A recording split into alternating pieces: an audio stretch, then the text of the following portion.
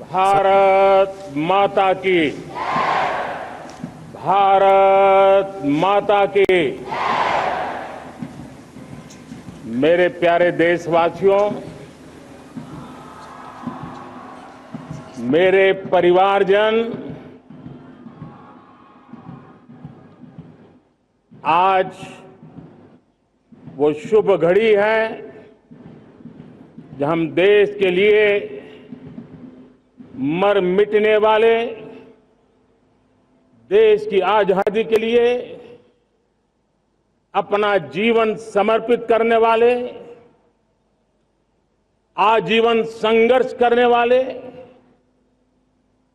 फांसी के तख्त पर चढ़कर के भारत मां की जय के नारे लगाने वाले अनगिनत आजादी के दीवानों को नमन करने का ये पर्व है, उनका पुण्य स्मरण करने का पर्व है। आजादी के दीवानों ने आज हमें आजादी के इस पर्व में स्वतंत्रता की सांस लेने के लिए सौभाग्य दिया है। यह देश उनका ऋणी है। ऐसे हर महापुरुष के प्रति हम अपना श्रद्धा भाव व्यक्त करते हैं। मेरे प्यारे देशवासियों, आज जो महानुभाव राष्ट्र रक्षा के लिए और राष्ट्र निर्माण के लिए पूरी लगन से, पूरी प्रतिबद्धता के साथ देश की रक्षा भी कर रहे हैं, देश को नई ऊंचाई पर ले जाने का प्रयास भी कर रहे हैं। चाहे वो हमारा किसान हो, हमारा जवान हो, हमारे नौजवानों का हौसला हो, हमारी माताओं बहनों का योगदान हो, दलित हो, पीड़ित हो, शोषित हो, वंचित हो, अभावों के बीच भी स्वतंत्रता के प्रति उसकी निष्ठा, लोकतंत्र के प्रति उसकी श्रद्धा, ये पूरे विश्व के लिए एक प्रेरक घटना है। मैं आज ऐसे सभी को आदरपूर्वक नमन करता हूं। प्यारे देशवासियों, इस वर्ष और पिछले कुछ वर्षों से प्राकृतिक आपदा के कारण हम सबकी चिंता बढ़ती चली जा रही है। प्राकृतिक आपदा में अनेक लोगों ने अपने परिवारजन खोए हैं, संपत्ति खोई है, राष्ट्र ने भी पारावार नुकसान भोगा है। मैं आज उन सब के प्रति अपनी संवेदना व्यक्त करता हूं और मैं उन्हें विश्वास दिलाता हूं, यह देश इस संकट की घड़ी में उन सब के साथ खड़ा है। मेरे प्यारे देशवासियों, हम जरा आजादी के पहले के वो दिन याद करें। सैकड़ों साल की गुलामी, हर कालखंड संघर्ष का रहा। युवा हो, बुजुर्ग हो, किसान हो, महिला हो, आदिवासी हो, उन्होंने गुलामी के खिलाफ जंग लड़ते रहे, अविरत जंग लड़ते रहे।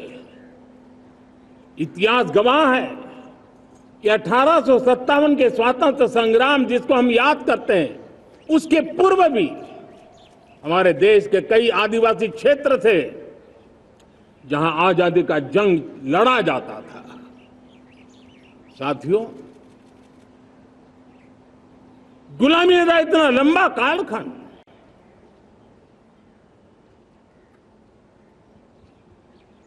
जुल्मी शासक, अपरंपार यातनाएं, सामान्य से सामान्य मानवीयों का विश्वास तोड़ने की हर तरकीब है। उसके बावजूद भी उस समय की जनसंख्या के हिसाब से करीब 40 करोड़ देशवासी आजादी के पूर्व 40 करोड़ देशवासियों ने वो जज्बा दिखाया, वो सामर्थ्य दिखाया, वो एक सपना लेकर के चले, एक संकल्प लेकर के चलते रहे, जूझते रहे। एक ही स्वर था, वंदे मातरम। एक ही सपना था, भारत की आजादी का। 40 करोड़ देशवासियों ने, और हमें गर्व है कि हमारी रगों में उन्हीं का खून है। वो हमारे पूर्वज थे। सिर्फ 40 करोड़ लोगों ने दुनिया की महासत्ता को उखाड़ करके फेंक दिया था, गुलामी की जंजीरों को तोड़ दिया था। अगर हमारे पूर्वज, जिनका खून हमारी रगों में है, आज हम तो 140 करोड़ है।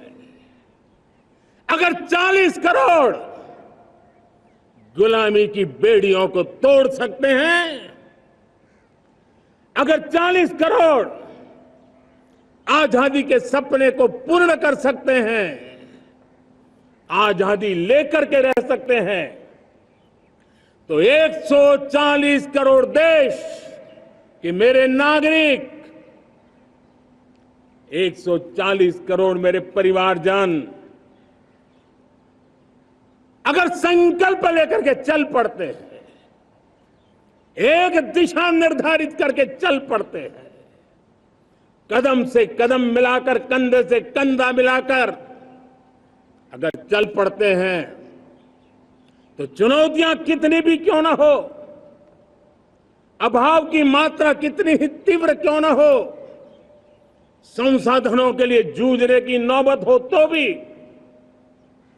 हर चुनौती को पार करते हुए हम समृद्ध भारत बना सकते हैं। हम 2047 विकसित भारत का लक्ष्य प्राप्त कर सकते हैं। अगर 40 करोड़ देशवासी अपने पुरुषार्थ से, अपने समर्पण से, अपने त्याग से, अपने बलिदान से आजादी दे सकते हैं, आजाद भारत बना सकते हैं, तो 140 करोड़ देशवासी उसी भाव से समृद्ध भारत भी बना सकते हैं। साथियों, वो एक समय था जब लोग देश के लिए मरने के लिए प्रतिबद्ध थे और आजादी मिली थी। आज ये समय है देश के लिए जीने की प्रतिबद्धता का। अगर देश के लिए मरने की प्रतिबद्धता आजादी दिला सकती है, तो देश के लिए जीने की प्रतिबद्धता समृद्ध भारत भी बना सकती है।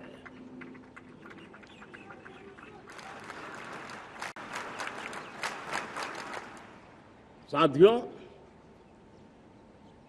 विकसित भारत 2047 ये सिर्फ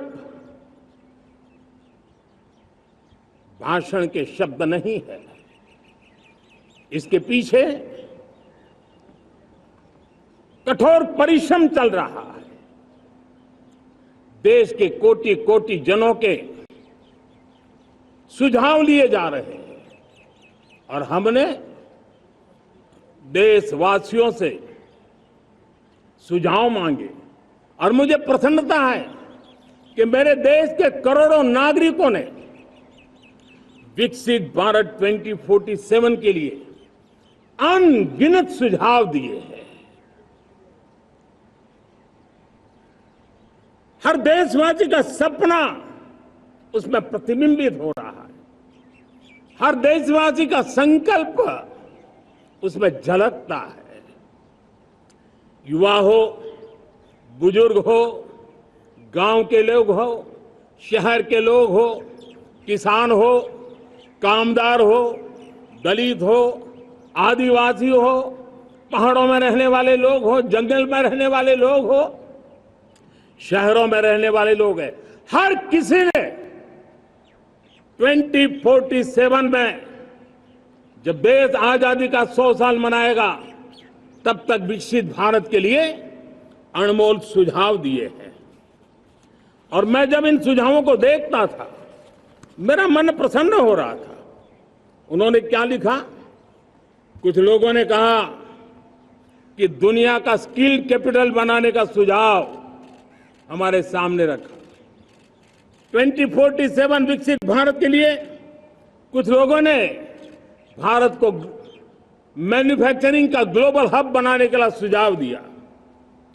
कुछ लोगों ने भारत की हमारी यूनिवर्सिटीज ग्लोबल बने इसके लिए सुझाव दिया।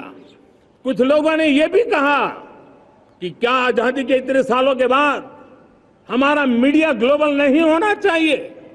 कुछ लोगों ने यह भी कहा कि हमारा स्किल्ड युवा विश्व की पहली पसंद बनना चाहिए। कुछ लोगों ने सुझाव दिया भारत को जल्द से जल्द जीवन के हर क्षेत्र में आत्मनिर्भर बनना चाहिए। कई लोगों ने सुझाव दिया कि हमारे किसान जो मोटा अनाज पैदा करते हैं, जिसको हम श्री अन्न कहते हैं, उस सुपर फूड को दुनिया के हर डाइनिंग टेबल पर पहुंचाना है। हमें विश्व के पोषण को भी बल देना है और भारत के छोटे किसानों को भी मजबूती देनी है। कई लोगों ने सुझाव दिया कि देश में स्थानीय स्वराज की संस्थाओं से लेकर के अनेक इकाइयां हैं, उन सब में गवर्नेंस के रिफॉर्म की बहुत जरूरत है। कई लोगों ने लिखा कि न्याय के अंदर जो विलंब हो रहा है उसके प्रति चिंता जाहिर की और ये भी कहा कि हमारे देश में न्याय व्यवस्था में रिफॉर्म की बहुत बड़ी जरूरत है। कई लोगों ने लिखा कि कई ग्रीनफील्ड सिटीज बनाने की अब समय की मांग है। किसी ने बढ़ती हुई प्राकृतिक आपदाओं के बीच शासन प्रशासन में कैपेसिटी बिल्डिंग के लिए एक अभियान चलाने का सुझाव दिया। बहुत सारे लोगों ने यह सपना भी देखा है कि अंतरिक्ष में भारत का स्पेस स्टेशन जल्द से जल्द बनना चाहिए। किसी ने कहा भारत की जो पारंपरिक ट्रेडिशनल मेडिसिन है, हमारी औषधि है, दुनिया जब आज होलिस्टिक हेल्थ केयर की तरफ जा रही है तब हमें भारत की पारंपरिक औषधियां और वेलनेस हब के रूप में भारत को विकसित करना चाहिए। कोई कहते हैं कि अब देर नहीं होनी चाहिए, भारत जल्द से जल्द दुनिया की तीसरी सबसे बड़ी इकोनॉमी बनना चाहिए। साथियों, मैं इसलिए पढ़ रहा था कि मेरे देशवासियों ने सुझाव दिए, मेरे देश के सामान्य नागरिक ने ये सुझाव हमें दिए हैं। मैं समझता हूं जब देशवासियों की इतनी विशाल सोच हो, देशवासियों के इतने बड़े सपने हो, देशवासियों की इन बातों में जब संकल्प झलकते हो तब हमारे भीतर एक नया संकल्प दृढ़ बन जाता है, हमारे मन में आत्मविश्वास नई ऊंचाई पर पहुंच जाता है। और साथियों, देशवासियों का ये भरोसा सिर्फ कोई इंटेलेक्चुअल डिबेट नहीं है, ये भरोसा अनुभव से निकला हुआ है। ये विश्वास लंबे कालखंड के परिश्रम की पैदावार है और इसलिए देश का सामान्य मानव याद करता है।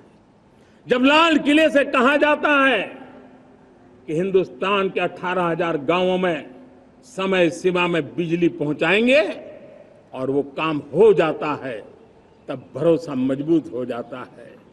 जब ये तय होता है कि आजादी के इतने सालों के बाद भी 2.5 करोड़ परिवार ऐसे हैं जहां बिजली नहीं है, अंधेरे में जिंदगी गुजारते हैं, 2.5 करोड़ घरों में बिजली पहुंच जाती है, तब सामान्य मानवीय का भरोसा बढ़ जाता है।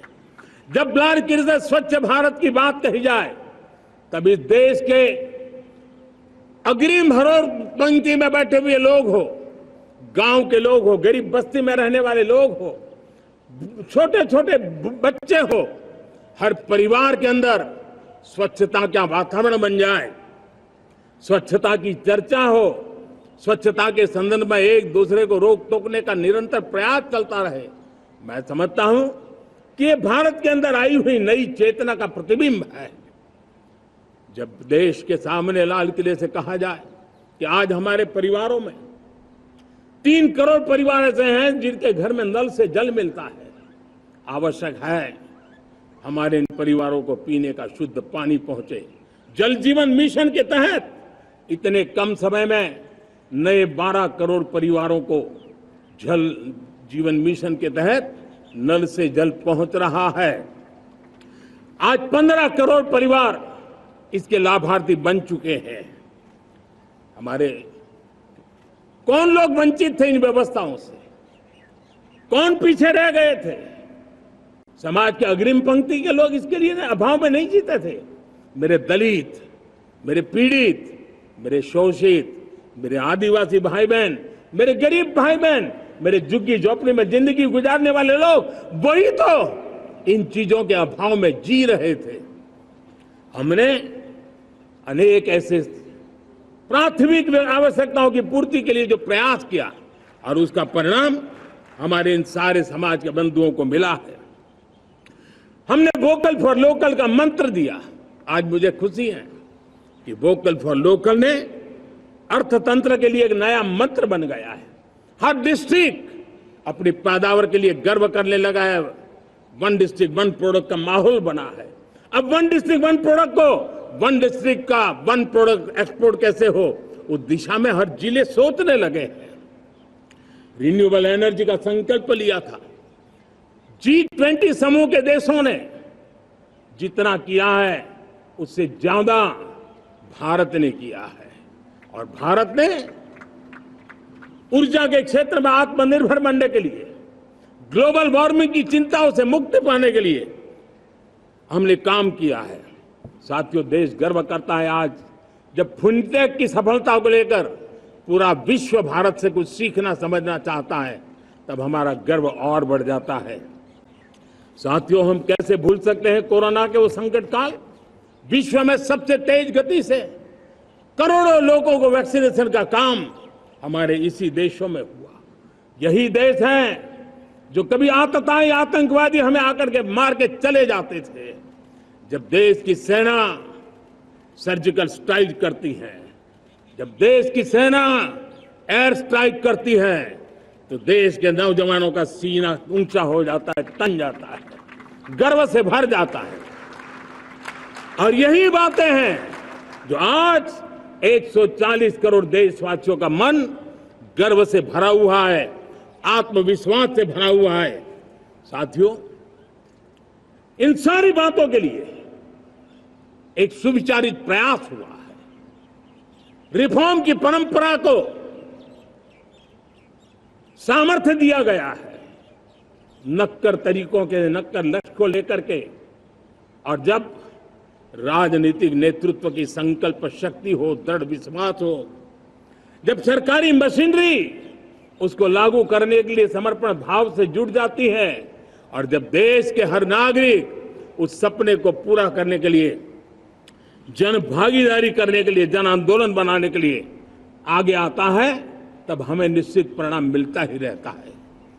मेरे प्यारे देशवासियों, हम ये न भूलें कि इस देश उस परिस्थितियों से भी दशकों तक भी आजादी के बाद समय बिताया है, जब होती है, चलती है, अरे यार ये तो चलेगा, अरे हमें क्या मेहनत करने की जरूरत है, अरे मामला है अगली पीढ़ी दिखेगी, अरे हमको मौका मिला है यार, मौज कर लो, आगे वाला आगे का जाने, हमें क्या कर रहा है, हम अपना समय निकाल दें, अरे नया करने जाओगे कोई बवाल उठ जाए। पता नहीं क्यों देश में स्टेटस को का माहौल बन गया था। जो है उसी से गुजारा कर लो, यही का माहौल बन गया था। और लोग तो कहते हैं अरे भाई छोड़ो, अब कुछ होने वाला नहीं है, चलो, ऐसा ही मन बन गया था। हमें इस मानसिकता को तोड़ना था, हमें विश्वास से भरना था, और हमने उस दिशा में प्रयास किया। कई लोग तो कहते थे अरे भाई अगली पीढ़ी के लिए काम हम अभी से क्यों करें, हम तो आज का देखें। लेकिन देश का सामान्य नागरिक ये नहीं चाहता था, वो बदलाव के इंतजार में था, वो बदलाव चाहता था, उसकी ललक थी, लेकिन उसके सपनों को किसी ने तवज्जो नहीं दी, उसकी आशा आकांक्षाओं को अपेक्षाओं को तवज्जो नहीं दी गई, और उसके कारण वो मुसीबतों को झेलते हुए गुजारा करता रहा, वो रिफॉर्म्स का इंतजार करता रहा। हमें जिम्मेदारी दी गई और हमने बड़े रिफॉर्म्स जमीन पर उतारे। गरीब हो, मिडिल क्लास हो, हमारे वंचित लोग हो, हमारी बढ़ती जाती शहरी आबादी हो, हमारे नौजवानों के सपने हो, संकल्प हो, आकांक्षाएं हो, उनके जीवन में बदलाव लाने के लिए रिफॉर्म का मार्ग हमने चुना। और मैं देशवासियों को विश्वास दिलाना चाहता हूं, रिफॉर्म के प्रति हमारी जो प्रतिबद्धता है वो पिंक पेपर के एडिटोरियल के लिए सीमित नहीं है। हमारे रिफॉर्म्स की ये प्रतिबद्धता है, वो 4 दिन की वाहवाही के लिए नहीं है। हमारी रिफॉर्म्स की प्रक्रिया किसी मजबूरी में नहीं है, देश को मजबूती देने के इरादे से है। और इसलिए मैं आज कह सकता हूं, रिफॉर्म का हमारा मार्ग एक प्रकार से ग्रोथ की ब्लूप्रिंट बनी हुई है। ये हमारा रिफॉर्म, ये ग्रोथ, ये बदलाव, ये सिर्फ डिबेट क्लब के लिए, इंटेलेक्चुअल सोसाइटी के लिए, एक्सपर्ट लोगों के लिए सिर्फ चर्चा का विषय नहीं है। साथियों, हमने राजनीतिक मजबूरी के कारण नहीं किया है। हम जो कुछ भी कर रहे हैं वो राजनीति का भागा गुणा करके नहीं सोचते हैं। हमारा एक ही संकल्प होता है, नेशन फर्स्ट, नेशन फर्स्ट, राष्ट्रहित सुप्रीम, ये मेरा भारत महान बने, इसी संकल्प को लेकर के हम कदम उठाते हैं। साथियों, जब रिफॉर्म की बात आती है, एक लंबा परिवेश है। अगर मैं उसकी चर्चा में चला जाऊंगा तो शायद घंटों निकल जाएंगे, लेकिन मैं एक छोटा सा उदाहरण देना चाहता हूं। बैंकिंग क्षेत्र में जो रिफॉर्म हुआ, आप सोचिए बैंकिंग क्षेत्र का क्या हाल था। न विकास होता था, न विस्तार होता था, न विश्वास बढ़ता था। इतना ही नहीं, जिस प्रकार की कारनामे चले उसके कारण हमारे बैंक संकटों से गुजर रहे थे। हमने बैंकिंग सेक्टर को मजबूत बनाने के लिए अनेकविध रिफॉर्म्स किए, और आज उसका कारण हमारी बैंक विश्व में जो इन्हीं गुनी मजबूत बैंकें हैं उसमें भारतीय बैंकों ने अपना स्थान बनाया है। और जब बैंक मजबूत होती है ना, तब फॉर्मल इकोनॉमी की ताकत भी बढ़ती है। जब बैंक की व्यवस्था बन जाती है, जब सामान्य खास करके मध्यम वर्ग के परिवार की जो रिक्वायरमेंट होती है उसको पूरा करने की सबसे बड़ी ताकत बैंकिंग सेक्टर में होती है। अगर उसको होम लोन चाहिए, उसको व्हीकल का लोन चाहिए, मेरे किसान को ट्रैक्टर के लिए लोन चाहिए, मेरे नौजवानों को स्टार्टअप के लिए लोन चाहिए, मेरे नौजवानों को कभी पढ़ने के लिए, एजुकेशन के लिए लोन चाहिए, किसी को विदेश जाने के लिए लोन चाहिए, ये सारी बातें उसे संभव होती है। मुझे तो खुशी है कि मेरे पशुपालक भी, मेरे मछली पालन करने वाले भाई बहन भी आज बैंकों से लाभ ले रहे हैं। मुझे खुशी है मेरे रेहड़ी पटरी वाले लाखों भाई बहन आज बैंक से साथ जुड़ करके अपनी नई ऊंचाइयों को प्राप्त कर रहे हैं और विकास की दिशा में वो भागीदार बन रहे हैं। हमारे एमएसएमईज, हमारे लघु उद्योग के लिए तो बैंक एक सबसे बड़ी सहायक होती है। उसको रोजमर्रा पैसों की जरूरत होती है अपने नित्य मर्जी पर प्रगति के लिए, और उस काम को हमारी मजबूत बैंकों के कारण संभव हुआ है। साथियों, दुर्भाग्य से हमारे देश में आजादी तो मिली, लेकिन लोगों को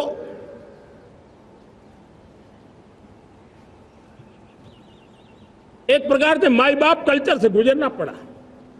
सरकार के पास मांगते रहो, सरकार के पास हाथ फैलाते रहो, किसी की सिफारिश के लिए रास्ते खोजते रहो, वही कल्चर डेवलप हुआ था। आज हमने गवर्नेंस के इस मॉडल को बदला है। आज सरकार खुद लाभार्थी हितार्थी के पास जाती है। आज सरकार खुद उसके घर गैस का चूल्हा पहुंचाती है। आज सरकार खुद उसके घर पानी पहुंचाती है। आज सरकार खुद उसके घर बिजली पहुंचाती है। आज सरकार खुद उसको आर्थिक मदद दे करके विकास के नए आयामों को सर करने के लिए प्रेरित करती है, प्रोत्साहित करती है। आज सरकार खुद नौजवान के स्किल डेवलपमेंट के लिए अनेकविध कदम उठा रही है। साथियों, बड़े रिफॉर्म्स के लिए हमारी सरकार बहुत ही प्रतिबद्ध है और हम इसी के द्वारा देश में प्रगति की राह को चुनना चाहते हैं। साथियों, देश में नई व्यवस्थाएं बन रही है। देश को आगे ले जाने के लिए अनेकविध नीतियों को, अनेकविध पॉलिसीज को निरंतर बनाया जाए और नए सिस्टम पर देश का भरोसा भी बढ़ता रहता है, निरंतर बढ़ता रहता है। आज जो 20-25 साल का नौजवान है, जो 10 साल पहले जब 12-15 साल की उम्र का नौजवान था, उसने अपनी आंखों के सामने ये बदलाव देखा है। 10 साल के भीतर भीतर उसके सपनों को आकार मिला है, धार मिली है और उसके आत्मविश्वास में एक नई चेतना जगी है और वही देश का एक नया सामर्थ्य के रूप में उभरना है। आज विश्व भर में भारत की साख बढ़ी है, भारत के प्रति देखने का नजरिया बदला है। आज विश्व में युवाओं के लिए संभावनाओं के द्वार खुले हैं। रोजगार के अनगिनत नए अवसर जो शायद आजादी के इतने सालों के बाद भी नहीं आए थे, वो आज उनके दरवाजे पर दस्तक दे रहे हैं। संभावनाएं बढ़ती गई हैं, नए मौके बन रहे हैं। मेरे देश के युवाओं को अब धीरे धीरे चलने का इरादा नहीं है। मेरा देश का नौजवान इंक्रीमेंटल प्रगति में विश्वास नहीं करता। मेरा देश का नौजवान छलांग मारने के मूड में है। वो छलांग मार के नई सिद्धियों को प्राप्त करने के मूड में है। मैं कहना चाहूंगा, भारत के लिए गोल्डन एरा है। वैश्विक परिस्थितियों की तुलना में भी देखें, ये गोल्डन एरा है। ये हमारा स्वर्णिम कालखंड है। मेरे प्यारे देशवासियों, ये अवसर हमें जाने नहीं देना है। ये मौका हमें जाने नहीं देना चाहिए और इसी मौके को पकड़ करके अपने सपने और संकल्पों को लेकर के चल पड़ेंगे तो हम देश की स्वर्णिम भारत की जो अपेक्षा और हमें विकसित भारत का 2047 का लक्ष्य हम पूरा करके रहेंगे। हम सदियों की बेड़ियों को तोड़ करके निकले हैं। आज टूरिज्म का क्षेत्र हो, एमएसएमई का क्षेत्र हो, एजुकेशन हो, हेल्थ सेक्टर हो, ट्रांसपोर्ट सेक्टर हो, खेती और किसानी का सेक्टर हो, हर सेक्टर में एक नया आधुनिक सिस्टम बन रहा है। हम विश्व की बेस्ट प्रैक्टिसेस को भी आगे देख रखते हुए हम हमारे देश की परिस्थितियों के अनुसार आगे बढ़ना चाहते हैं।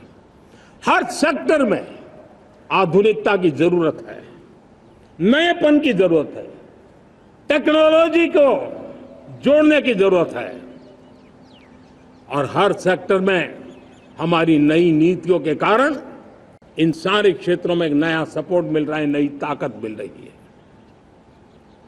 हमारे सारे अवरोध हटे, हमारी बंदी से दूर हो, हम पूरे सामर्थ्य के साथ चल पड़े, खिल उठे, सपनों को पा करके रहे, सिद्धि को हम अपने निकट देखें, हम आत्मसात करें, उस दिशा में हम चलना है। अब आप देखिए कितना बड़ा बदलाव रहा है। मैं एकदम जमीनी स्तर की बात करूं, विमेन सेल्फ हेल्प ग्रुप, आज 10 साल में हमारे 10 करोड़ बहनें विमेन सेल्फ हेल्प ग्रुप में जुड़ी हैं। 10 करोड़ नई बहनें। हमें गर्व हो रहा है कि हमारे सामान्य परिवार की गांव की 10 करोड़ महिलाएं आर्थिक रूप से आत्मनिर्भर बन रही हैं। और जब महिला आर्थिक रूप से आत्मनिर्भर बनती हैं तब परिवार की निर्णय प्रक्रिया की हिस्सेदार बनती हैं, एक बहुत बड़ी सामाजिक परिवर्तन की गारंटी लेकर के आती है। मुझे गर्व है इस बात पर, लेकिन साथ साथ मुझे गर्व इस बात का भी है कि हमारे सीईओ आज दुनिया भर के अंदर अपनी धाक जमा रहे हैं। भारत के हमारे सीईओ विश्व भर में अपनी धाक जमा रहे हैं। हमारे लिए खुशी की बात है कि एक तरफ मेरे सीईओ दुनिया भर में नाम कमा रहे हैं, भारत का नाम बढ़ा रहे हैं, तो दूसरी तरफ विमेन सेल्फ हेल्प ग्रुप से 1 करोड़ मेरी सामान्य परिवार की माताएं बहनें लखपति दीदी बनती है। मेरे लिए ये भी उतना ही गर्व की बात है।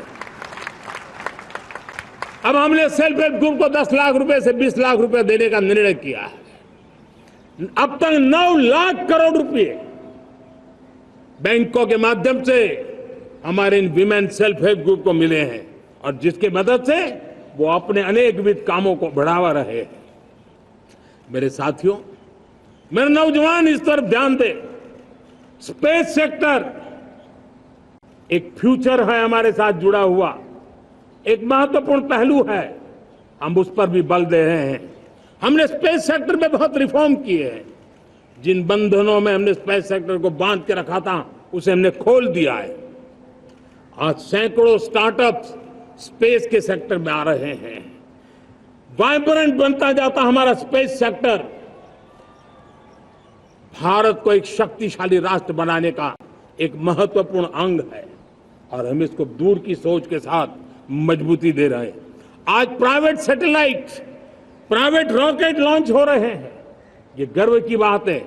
आज मैं कह सकता हूं, जब नीति सही होती है, नियत सही होती है और पूर्ण समर्पण से राष्ट्र का कल्याण यही मंत्र होता है, तो निश्चित परिणाम हम प्राप्त करके रहते हैं।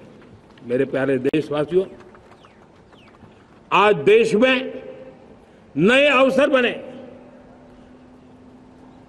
तब मैं कह सकता हूं 2 चीजें और हुई जिसने विकास को एक गति दी है, विकास को एक नई छलांग दी है। और ये है, पहला है आधुनिक इंफ्रास्ट्रक्चर का निर्माण। हमने इंफ्रास्ट्रक्चर को आधुनिक बनाने की दिशा में बहुत बड़े कदम उठाए हैं। और दूसरी तरफ सामान्य मानवीय के जीवन में जो बाधाएं हैं, ईज ऑफ लिविंग का हमारा जो सपना है, उस पर भी हमने उतना ही बल दिया है। पिछले 1 दशक में अभूतपूर्व इंफ्रास्ट्रक्चर का विकास हुआ है। रेल हो, रोड हो, एयरपोर्ट हो, पोर्ट हो, ब्रॉडबैंड कनेक्टिविटी हो,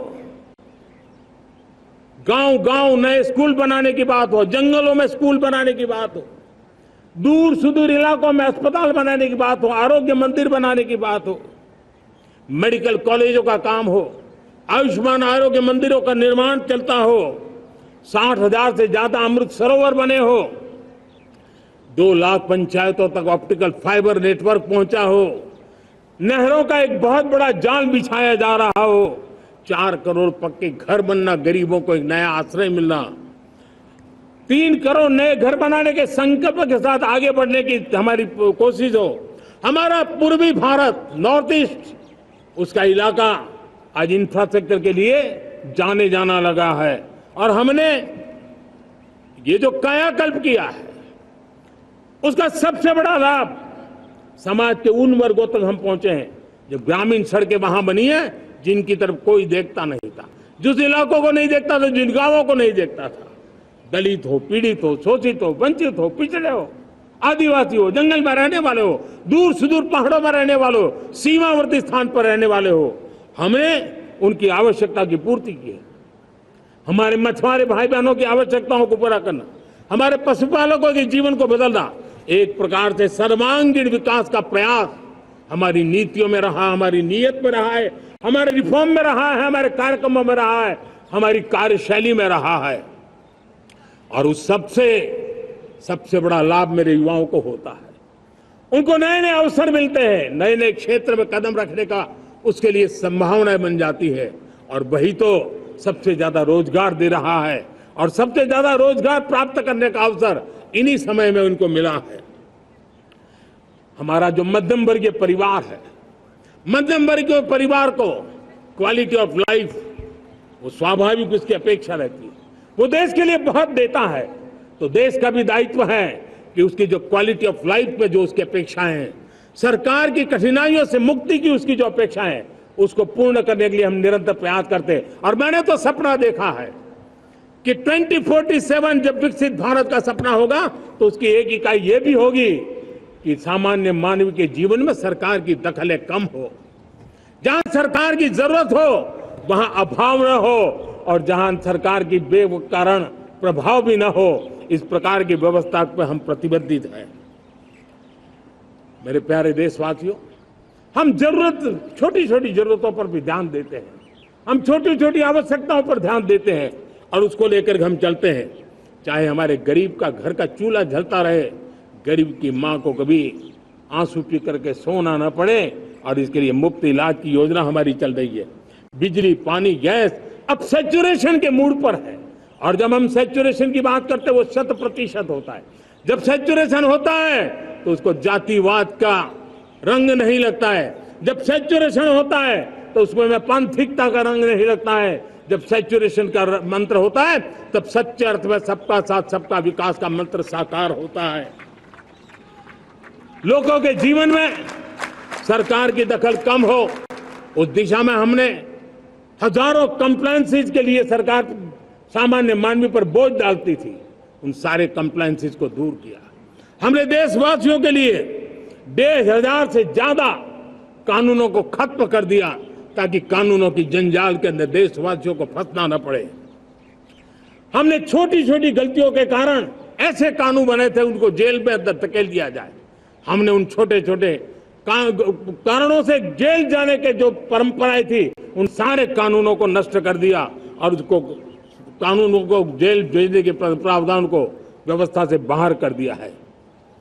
आज हमने जो आजादी की विरासत के गर्व की बात हम जो करते हैं, सदियों से हमारे पास जो क्रिमिनल लॉ थे, आज हमने उसको नए क्रिमिनल लॉ, जिसको हमने न्याय संहिता के रूप में, और जिसके मूल में दंड नहीं पर नागरिक को न्याय, इस भाव को हमने प्रबल बनाया है।